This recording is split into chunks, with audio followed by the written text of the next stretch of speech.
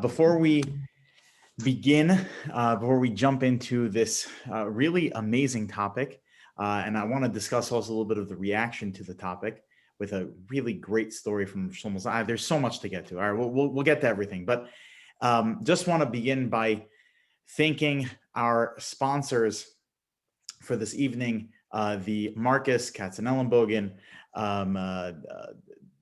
Khan, and Pin families that are sponsoring this evening to celebrate Ari's bar mitzvah. He did a great job on Shabbos, and it's great that we celebrate Simchas through learning Torah, and we should only share Simchas together, especially considering this crazy world we're living in where it's just a nerve-wracking thing to just even simply just watch the news. Especially if you live in California, with the vaccine rollout. It's no secret that it is not going as well as we were all kind of expecting or hoping it to go, which actually leads into the topic we're going to be discussing this evening, which is, can one receive the vaccine on Shabbos? And a number of people actually asked me this. Now, I think most of the people that asked me this question of can you receive the COVID vaccine on Shabbos were really just wondering conceptually, what would the halacha be? It wasn't that it was a practical scenario for them, but there actually have been some practical questions that came up, which is that, basically, at least, it's such a hard system to follow. There's so much red tape, and it is a very, very hard system to follow exactly how the vaccine rollout is working. But basically, there was a person who, was given a slot that you can receive your vaccine, and it was Shabbos. And the question is that, well, if I don't receive my vaccine now, because of this crazy system, who knows if I'm even going to be able to get it. It may take months before I am able to receive the vaccine. And especially, I think we can throw on top of it, other potential details that might come up that relate to the question at hand. For example, if a person is high risk and receiving the vaccine is a step towards them being able to resume their regular lives. What if a person lives with someone who is a high risk? And by receiving the vaccine, it is going to mitigate some of the potential issue. So the question is, okay, I have the opportunity to get the vaccine, but it's Shabbos. Am I able to receive the vaccine? So whenever dealing with questions related to, can we make exceptions related to Shabbos? Right off the bat, we have to recognize, well, it would be incorrect or inappropriate to refer to it as an exception. We have a Torah HaKadosha. In its infinite wisdom, the Torah tells us that above all else is the sanctity of human life. That beats out almost every single mitzvah. Almost every single mitzvah. There are some mitzvahs that life does not trump. For example, if I have to choose between serving idolatry or it's my life, so then God's presence in this world or the negative presence in this world through the serving of idolatry would take precedence, and I'd have to make a Kiddush Hashem and give up my life before serving idolatry. Murder. I cannot murder someone to save my life. Why? Because, as the Gemara says, it's very simple logic. Who's to say that my blood is redder than their blood? Who's to say my life is more valuable than their life? Gilu arayos, promiscuity. Promiscuity would be prohibited even when it comes to, even in the face of human life. Okay? Someone points a gun to my head to commit promiscuity. I need to take the bullet. God forbid anyone should ever encounter any of these situations. So now, when we say an exception regarding the laws of Shabbos, would be inappropriate to say an exception because it really is just part of the system. The way the system works is that when it comes to saving life, Shabbos gets pushed aside and you fulfill the mitzvah of saving a life. Now, this, when it comes to saving a life, will trump all aspects of Shabbos. The question at hand that we have to address is, well, is me receiving the COVID vaccine, is that tantamount to saving my life or saving the life of others, to the point that we would say you should violate Shabbos in order to get the vaccine, right? Push aside Shabbos. Shabbos is going to take a back seat in order so you can fulfill another mitzvah of saving a life, either yours or someone else's. That's the question at hand. So I'm going to approach this in a little bit of a non-conventional approach, not the way that we normally do things. We're going to jump ahead to the end of the story and work our way backwards. Not usually the way we do things here at Great Debates on Wednesday night, but I think in order to fully appreciate the magnitude of the question, I think we need to jump ahead to the end of the story. So this is a letter that came out about 6 weeks ago. Right now we're holding towards the end of Shvat, and this was written the first week of the beginning of the second week of Tevet. And this is a letter that was published by the Reich. Basically, a little bit of the background, a little bit Israel politics background over here, which is that the health ministry wanted vaccines, and Israel is, I think, doing a very good job in terms of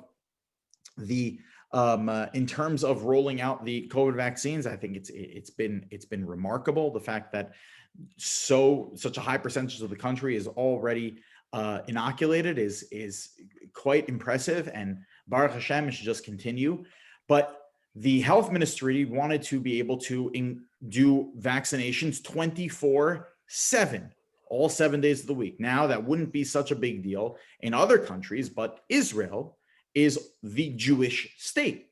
So you had Knesset members saying, well, hold on one second.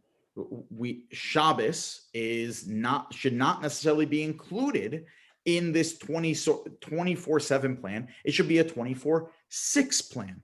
And this, in fact, was the stance that was taken by Rabbi David Lau, the chief rabbi of Israel, or the chief rabbi of Israel, who is an appointed official. There are elections. There is a political element to it, meaning they are tzaddikim, they are talmidei chachamim, they are gedolim, but they also are public servants.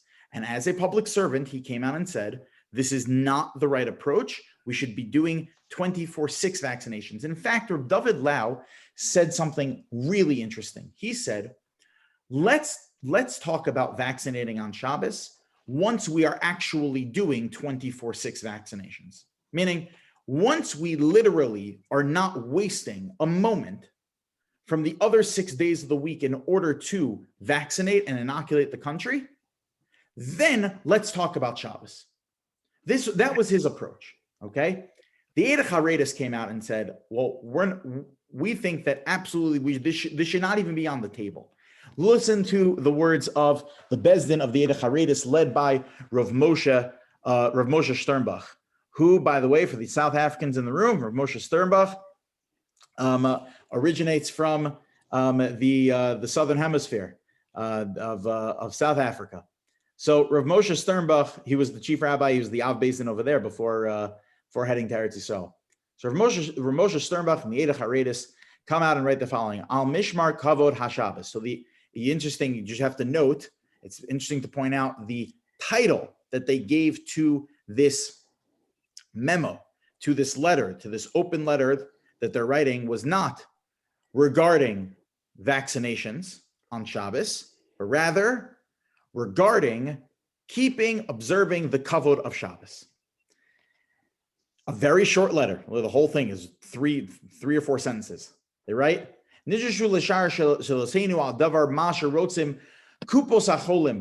we have to address the question that is being raised by the different health organizations that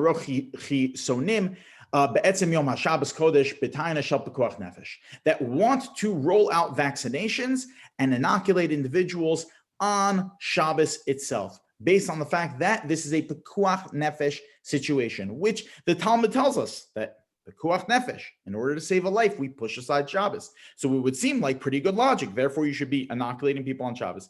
They say, Alkein hanu lahodia ki pashad hadavar. He said it's important for us to make public that it is obvious that she'aser latate, that it is prohibited to give or lekabel, or to receive chisonim b'Shabbos, to receive vaccination on Shabbos, b'shom panim v'ofen, under any circumstances, completely prohibited. This is their perspective. Now, I think it's important to recognize over here that their issue here is Shabbos, not the vaccines. The vaccines, they are not posing an issue with the vaccines. The vaccines, they're saying, is a good thing to do.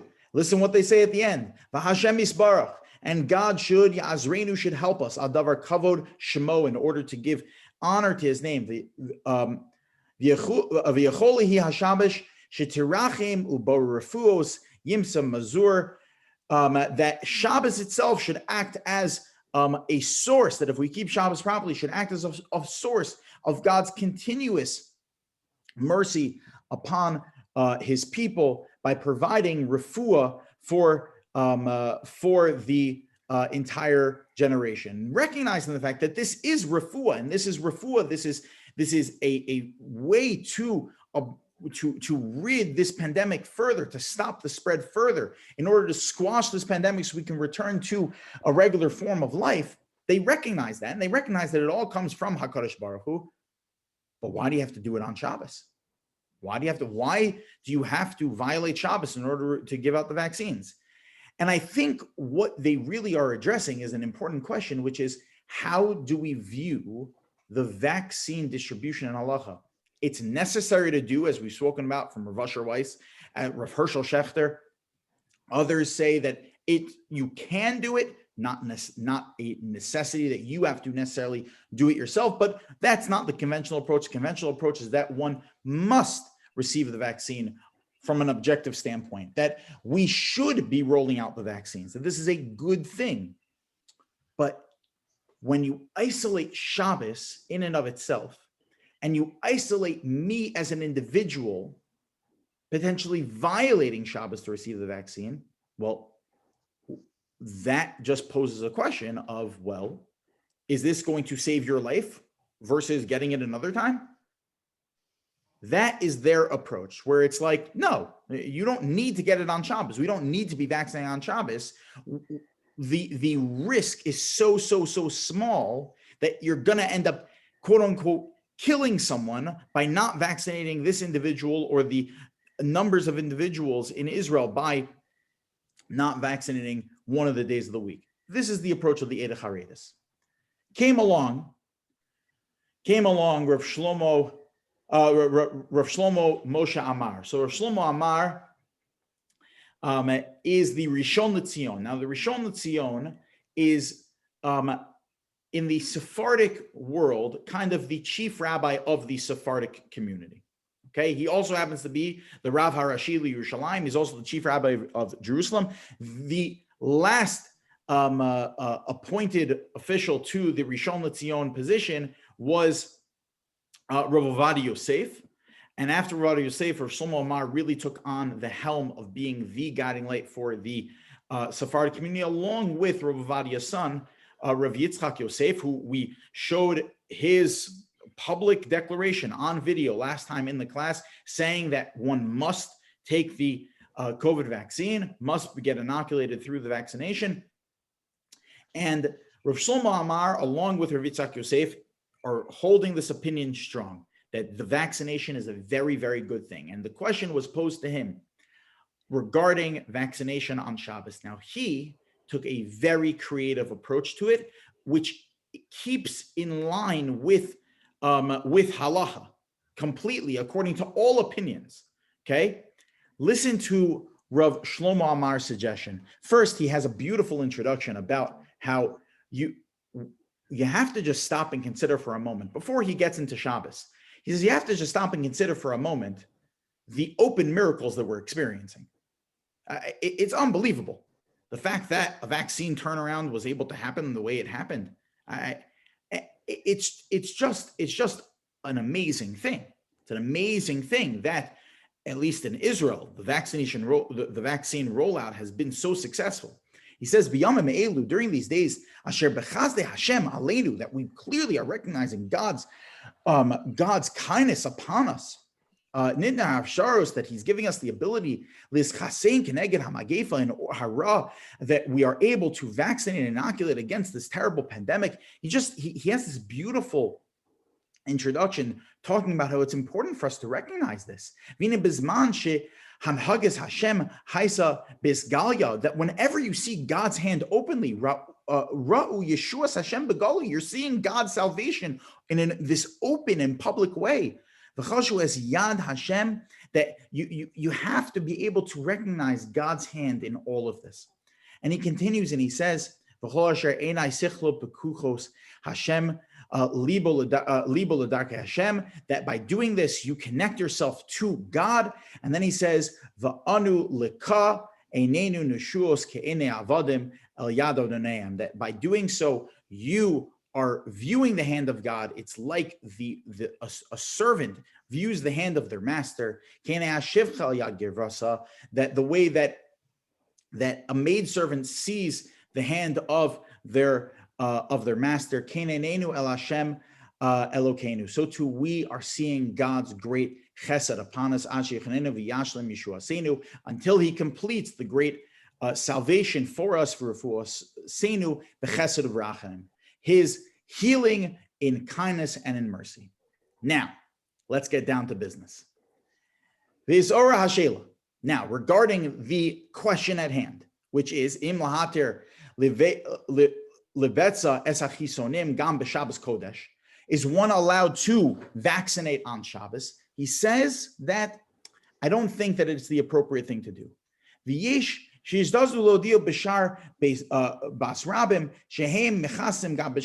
those, that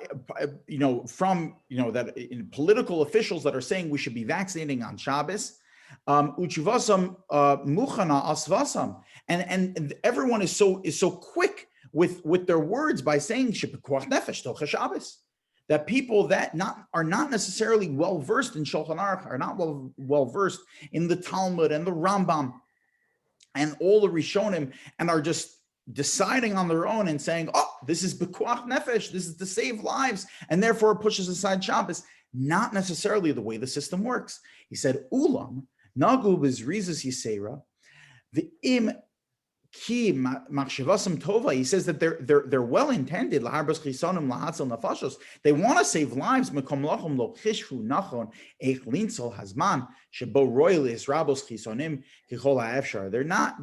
don't want to waste a second. They want to be able to get out all the vaccinations. However, it's not a perfect system yet. There are other times that they could be doing it. Use every single moment that you have.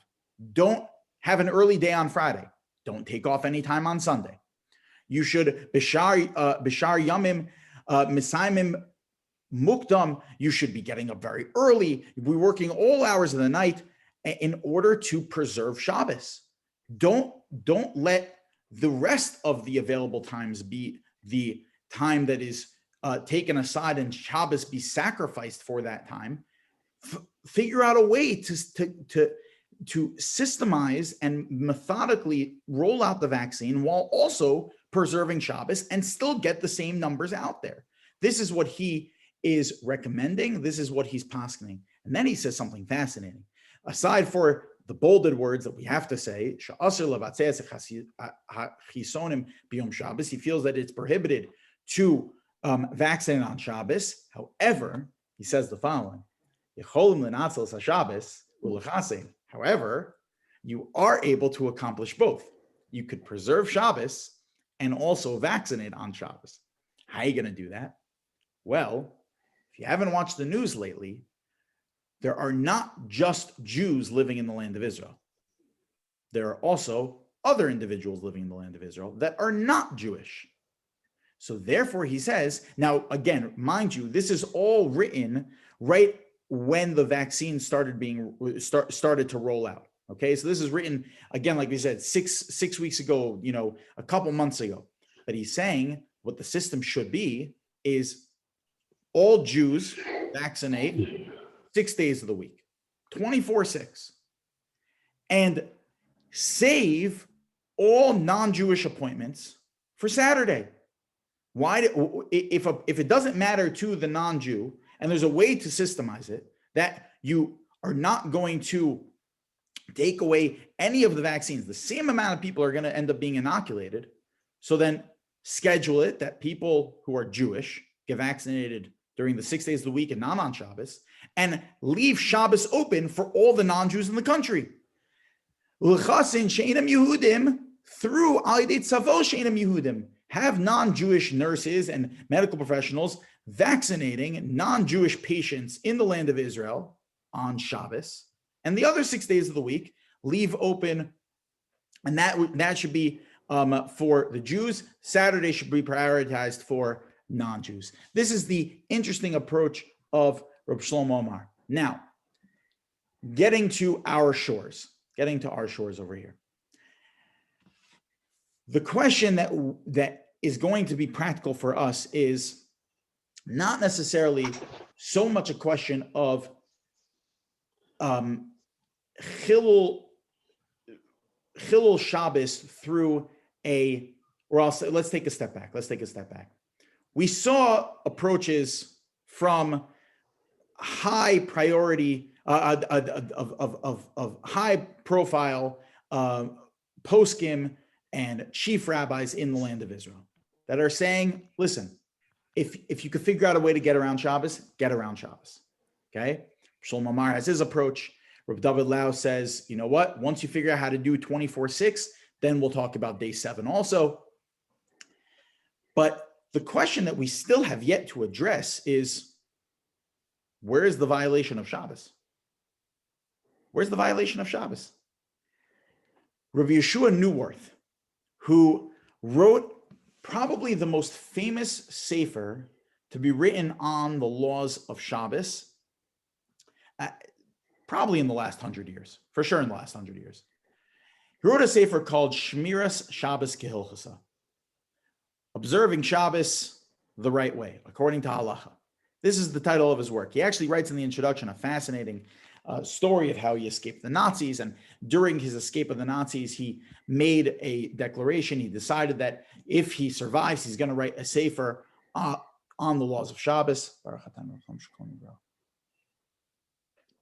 He's going to write a sefer regarding the laws of Shabbos. And it really has been accepted as almost like the Bible with regard to the laws of Shabbos, is the sefer Shmir Shabbos Kehilchasa. Rabbi Yeshua Neuwirth was he recently passed away, was one of the foremost students of Rav Shlomo Zalman Auerbach. Rav Shlomo Zalman Auerbach was the foremost posek, halachic decider in the land of Israel until he passed away in 1994. And then kind of taking over in his stead, following the direction of their Rebbe, were 3 individuals. Those 3 individuals was Rabbi Dr. Abraham, that was his name, Avram, who was the foremost halachic authority in the area of refuah, of medical halacha. There was Rabbi Yeshua Neuwirth for the laws of Shabbos. He completely took on that piece of his Rebbe. And then there was also, and he should Libadul Chaim Tov Marukim, Rabbi Avigdor Nevinsal Shlita, one of the chief rabbis of the Old City, an unbelievable, well-rounded posek, just like his Rebbe, Reb Shlomo Zalman Auerbach. So these 3 were the Shloshe Amudei Haora. They stood in place of their grand Rebbe, Reb Shlomo Zalman Auerbach. And Reb Neuwirth deals with the question of vaccinations already when he wrote his sefer, back in the 80s, where Reb Neuwirth says that, well, it doesn't really seem like there is a prohibition when it comes to vaccinating on Shabbos. That just doesn't seem to be a problem. He says, because we know that there's a prohibition of drawing blood on Shabbos. Okay, now The prohibition of drawing blood on Shabbos would include, let's say, he says intravenous. Intravenous, it's impossible that no blood is going to be drawn through intravenous.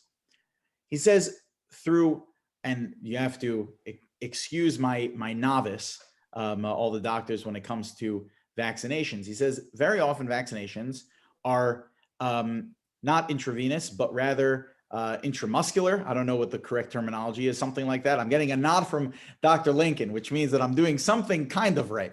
So two thumbs up, where the shot goes into the muscle. Now, from the muscle, any extraction of blood would not constitute a biblical prohibition, probably wouldn't even constitute a rabbinic prohibition. You see, and it's really, we'd have to spend a lot of time unpacking the prohibition of drawing blood on Shabbos, but when it comes from the muscle, it's probably not even an Isser, an Isser d'oraisa. It's probably not a biblical prohibition, probably not even a rabbinic prohibition. It's probably no prohibition at all. So what would be the prohibition? So there's a few prohibitions. Number one, how are you going to go get vaccinated, right? Assuming that the vaccination is not in your house, you have to go somewhere to get it, right? So you presumably would have to get in the car to go get vaccinated, okay? So the vaccination itself may not be an issue. However, there are surrounding issues regarding the vaccination, like getting there. Number two, what the administrator of the vaccine is going, how they're going to record that information. Who's administering it? It makes a difference if it's being administered by a Jew or a non-Jew. Okay, these are the surrounding issues. Now, those side issues that we mentioned about, who's administering it and whether it's a Jew or a non-Jew, how they're recording it, let's not even address those as issues because those are very easy to get around. The bigger issue is going to be getting there. Now, getting there could really pose a biblical prohibition. Now, we know that if, let's say, Baruch Hashem, Brooks' brother just had a baby girl, Mazel Tov, and just before last Shabbos, I got a message from my sister-in-law, who at the time was pregnant, saying, can you just give me a once-over about what to do if I go into labor on Shabbos? So I said, get into the car and go have a baby, right? Where, of course, and I explained further, of course, you should do what you can to kind of minimize Shabbos, or at least her husband should kind of minimize any desecration, but not in the way, don't let it get in the way of you having the kid. You have to keep yourself safe. You have to keep the baby safe. That's number one, right? So when it comes to pushing aside Shabbos, so for Pekuach Nefesh, so we will push aside Shabbos and you will go into the car and get. But it seems like all the poskim, right? All the poskim, Rabbi David Lel, the Ashkenazi chief rabbi, the Sephardic chief rabbi, Reb Shlomo Amar, all of the Rabbanim of the Eidei Charedis, really the major poskim are saying this would not constitute Pekuach Nefesh to go get the vaccine. So then if that's the case, what would give someone the right to get into the car and go? So Reb Asher Weiss deals with these kinds of side issues and kind of breaks it down a little bit further. And this is really the conventional approach that we're going to present now from Reb Asher Weiss Shlita, who really has been carrying Klal Yisrael on his shoulders along with my Rebbe Rav Hershel Schachter. It has been remarkable and inspirational to just watch him in action. It's just unbelievable. So he's actually addressing this question to Rabbi Schechter's son, Rabbi Aaron Yeshaya Schechter, who is a Rav in Woodmere, New York, and Rav Asher Weiss says, he deals with the question, again, the question being, let's say, a person who has underlying conditions that really is at higher risk. Let's say a healthcare professional who is seeing COVID patients, right? And their opportunity to get the vaccine is on Shabbos. So what are their options? So he writes the following. He says, I already responded to this issue regarding elderly and the sick. that they received their ticket. Their ticket was called, it's like taking tickets at a deli. Their number was called, that their turn to get the vaccine is on Shabbos. That yidachu as kabbalas hachizon, that if they push off receiving the vaccine, that they're going to have to wait a long time before they receive it, putting them back at risk. So what would he recommend? So he writes the following. He says, "Lidati ein lahatir b'zeh chilul Shabbos doraisa." He doesn't really see how you could violate Shabbos on a level doraisa for this. He says, "Ki kama rachok liros b'kabbalas hachizon b'kuach nefesh yidocha Shabbos." It's hard to imagine that by not receiving the vaccine today, you are really at that much of a higher risk that it would pose pekuach nefesh on Shabbos, that you would violate, you would be allowed to violate Shabbos for. Again, for deoraisas, halo refuah zukfar mimales. He says that there are doctors that really have been on the front lines of this for so long, and you've been healthy till now. It's hard to argue that now you need to violate Shabbos, right? If most people end up being healthy, then it, and you yourself who have come in contact with the virus and continue to come in contact with the virus, you are relatively healthy, and it's hard to say then that that's considered pekuach nefesh and it should push aside Shabbos. Again, no one's undermining how severe this pandemic is and how important the vaccine is. It's just a question of right now on Shabbos, is this going to save your life? And therefore you should violate Shabbos by getting in the car, let's say, to go get the vaccine. This is the question at hand. He says, "Va'af," and even though she'ein holchem b'pekuach nefesh acharov, even though he quotes from Shulchan Aruch that we don't follow the majority when it comes to pekuach nefesh, that if most people are safe under the scenario, but you feel threatened, you could violate Shabbos for that. He says, nevertheless, mikol makom kasha lahagdir ba'ofen meduyak. It's very hard to figure out exactly what that kind of looks like, where, we're going to say, all right, you know what, you could violate Shabbos. He says, v'kar bi'arti become makomos shelo kol sakana rachoka. Not every single far-fetched sakana. Again, it's not a question of whether or not you should get the vaccine. It's just a question of whether or not you need to get it on Shabbos, right? So he continues and he writes the following, though. He says like this. He says, however, mikol makom, nevertheless, nira, it would appear to me, delo gara mechola she'ein bo sakana, a person who's high risk, and this is where he creates a little bit of a chiddush, but I think it's an important thing, and I think that it lines up with many places in Shas, that a person who's high risk, or a person that could potentially is, let's say, living with someone who's high risk, and it would be dangerous for them to have the virus, or a healthcare worker that is, on the front lines, basically those that are higher risk. Okay. He says, granted, it's not going to be considered pekuach nefesh. It's not a life-threatening scenario, but what it is someone who is ill without there being a immediate threat. So now let's take a step back and just address, what is he referring to? What on the world is he talking about? So the Ramban writes the following. Nachmanides lived 1194 to 1270, one of the greatest Jewish philosophers to ever live, but also one of the greatest Rishonim from a halachic perspective to ever live. In fact, Rav David Lifshitz said that some of the most difficult halachic writings to fully appreciate are that from the Ramban, from Nachmanides. So the Ramban basically says that, and it's also quoted in Shulchan Aruch like this, that there are three categories when it comes to a person who is sick on Shabbos. Okay, there is the most extreme, which is a person who is deathly ill. Okay, they need medical attention right now. In such a scenario, don't even think twice. In fact, it says in Shulchan Aruch that if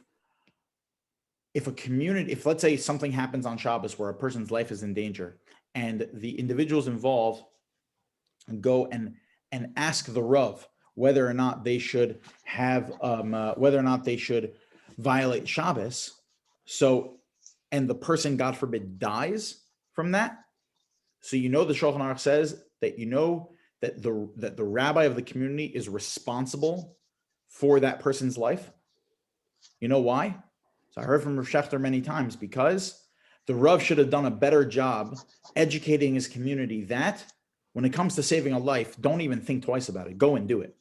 Don't waste time by asking the Rav. Because of the fact that they wasted time asking the Rav, it delayed getting this person help, and therefore they died, that's on the Rav. Because he should have done a better job at educating his community on the importance of saving a life. So that's with regard to the most severe form. A person's life is in imminent danger. Then there's the other extreme, which is referred to in the Shulchan Aruch as a mechush ba'alma. Mechush ba'alma is a person's got a cold, okay? They can function relatively normally, okay? A person's got a mild case of the flu. They got a headache, okay?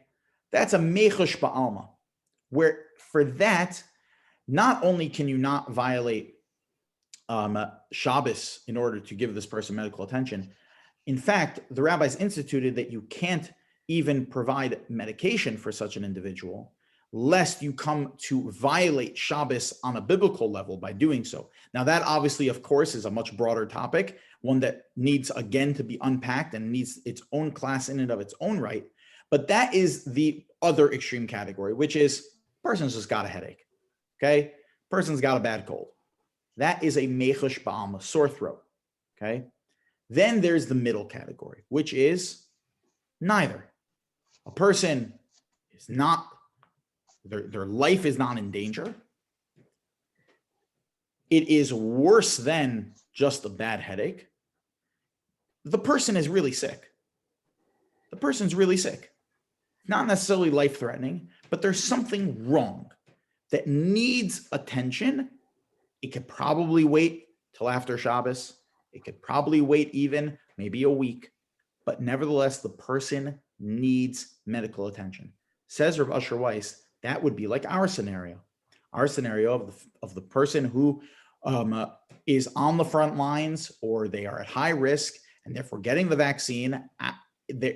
Is their life in imminent danger? No. However, this would be very helpful to them and part of them returning to life as normal, or not being under the threat of the virus. Okay, so now what do we do for such a person who's in that middle category? So for such a person who's in that middle category, and this, by the way, let's say applies to a person who, let's say, has a migraine, okay, really bad migraine, right? Which, if certain things are not done for the person, could potentially lead to something worse. If they don't care for themselves in the right way, it may lead to worse things. So such a person, of course, you take medicine, right? Don't even think twice about it. Just take medicine, okay? That doesn't necessarily mean that you can violate Shabbos on a level d'oraisa for them, but the Rabbanans, though, will be pushed off. Rabbinic enactments will be pushed off. The rabbis never instituted their rabbinic law with regard to an individual who is really sick. Okay, so if that's the case, so potentially then you could violate rabbinic law in order to receive the COVID-19 vaccine if you are a person who's at high risk. So let's say, for example, so what would be something that would be rabbinic law? Rabbinic law would be something like relying on a non-Jew to violate Shabbos, okay? So asking a non-Jew to violate Shabbos is a rabbinic prohibition, which is allowed to be done for someone who is a chole, someone who's sick, but ein bo sakana, is not, their life is not in imminent danger. So therefore, asking a non-Jew to drive you, let's say, to your vaccine appointment wouldn't be a problem. Calling an Uber to go get your vaccine, again, if you're a person who's at high risk, presumably would not be an issue. Continues Rabbi Weiss, and he says, "Etzem kabbalas chizon ein bo iser." Getting the vaccine itself, it's not a problem.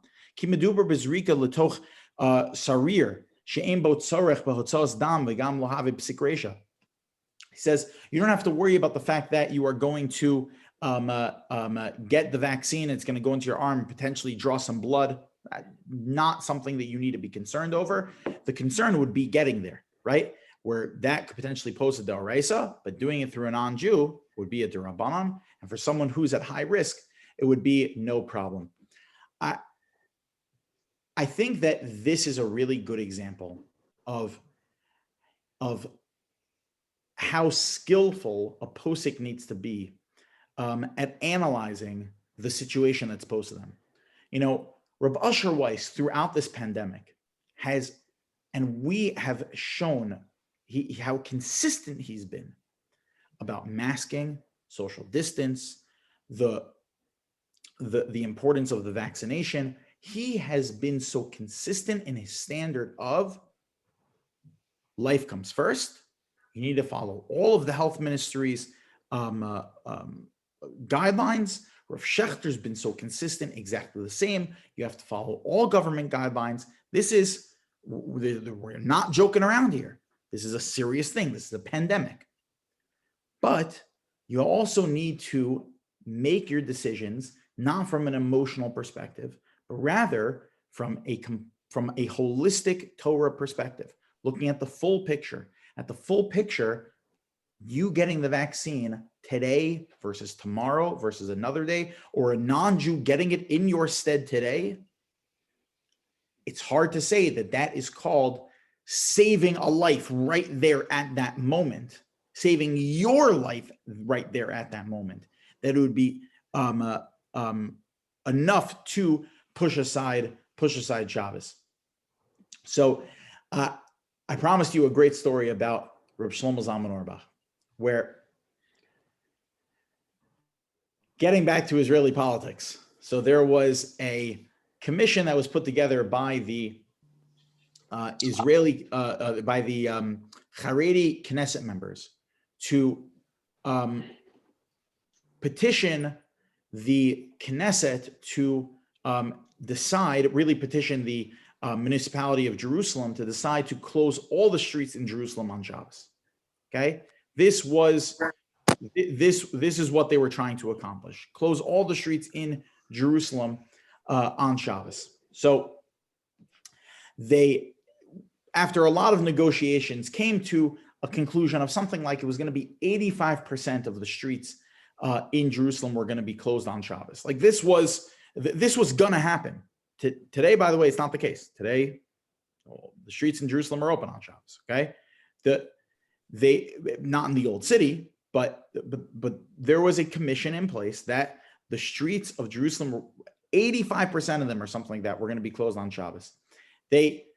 Before they signed the deal, so Menachem Porush, who was the head of this commission, said, before we sign such a thing, we really need the approbation from the Gadol Hador, from Rav Shlomo Zalman Auerbach.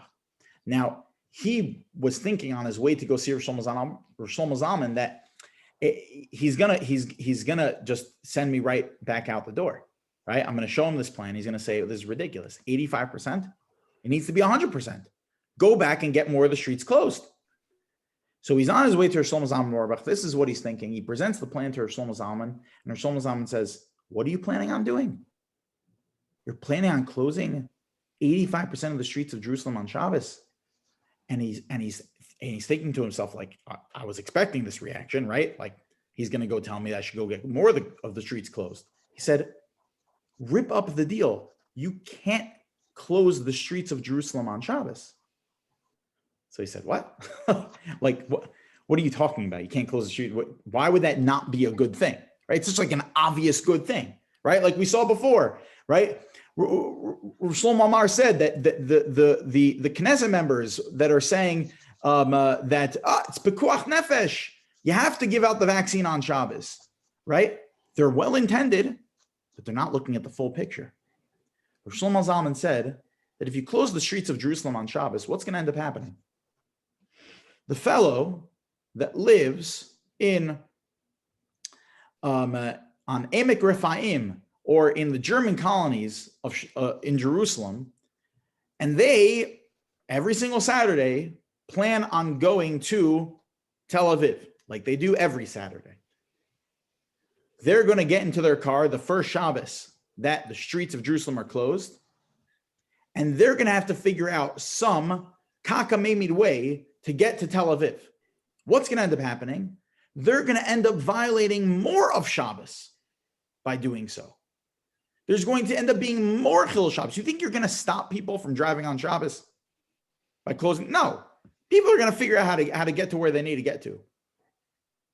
What's going to happen, though, is that more Chil Shabbos is going to happen. So he says, but what do you mean? How could we allow the streets to be open on Shabbos? He says, why? You think your Shabbos is more meaningful than their Shabbos?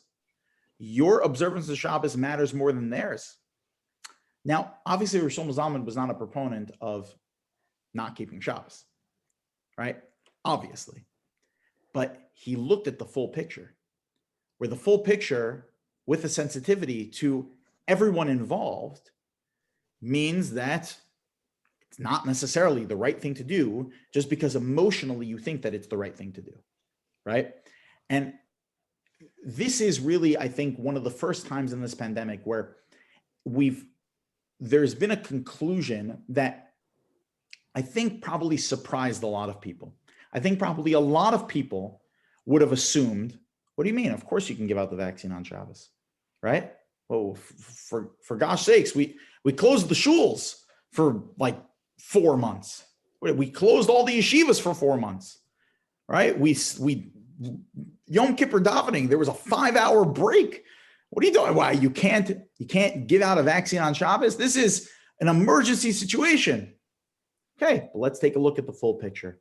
And this is, again, another lesson in seeing the Torah coming alive, where you see the halachic system in work. You see the minds of these great Torah giants at work right now. And that's why, I mean, this past week when we experienced the loss of these three major Gedolei Yisrael, the Rosh Hashiva of Brisk, Rav David Soloveitchik, Rav Yitzchak Shiner, the Rosh Hashiva of Kamenetz, and Rabbi Dr. Abraham J. Torsky, Zecher Tzadik Levracha. I mean, every time we lose one of these giants, it stings and it hurts, because we're losing more of these individuals that understand that the Torah in this kind of an intimate way, that carry the sensitivity that's necessary in order for the Torah to be espoused to the rest of the world. It is, and be promulgated to the rest of the world. It does hurt. It does sting.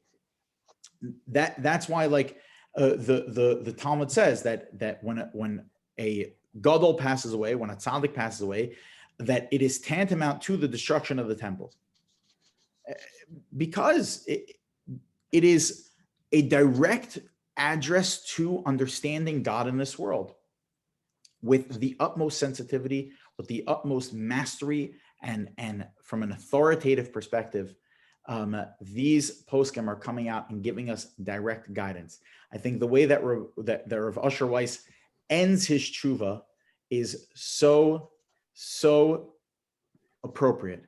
He says that I wrote a similar tshuva to a doctor from London, and he says that you should be giving out the vaccine through non-Jews on Shabbos, if you need to administer on Shabbos to those that are at high risk.